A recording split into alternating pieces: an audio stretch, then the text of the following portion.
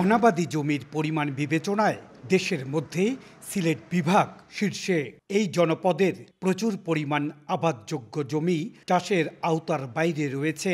সেচ ব্যবস্থার অপ্রতুলতা ও জমির মালিকদের বিদেশ থাকাই এর প্রধান কারণ। প্রবাসীদের বিপুল পরিমাণ জমি অনাবাদি পড়ে থাকে। বেহাত হওয়ার ভয়ে জমি কারো কাছে আবাদের জন্য দেন না প্রবাসীরা।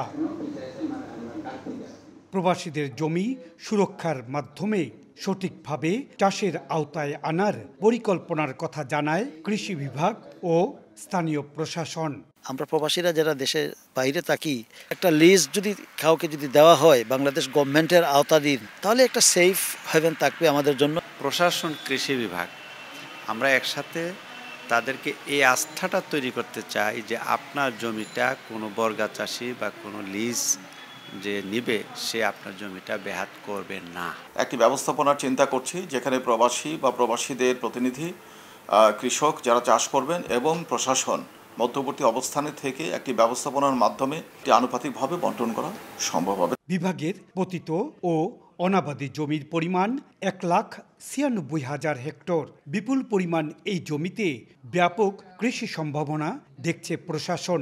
এই জন্য নেওয়া হচ্ছে মহাপরিকল্পনা। জমিগুলো চাষের আওতায় আনার লক্ষ্যে সরকার 500 কোটি টাকার একটি প্রকল্প হাতে নিয়েছে।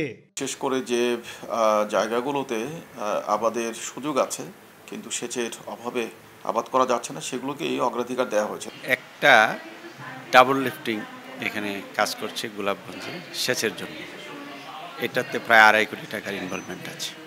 এটা কিন্তু ছোট ছোট আকারে আমাদের কৃষকরা কিন্তু উপকৃত হচ্ছে। কৃষি বিভাগের তথ্য অনুযায়ী বিভাগে মোট শস্য আবাদের ভূমি 12,24,000 হেক্টর।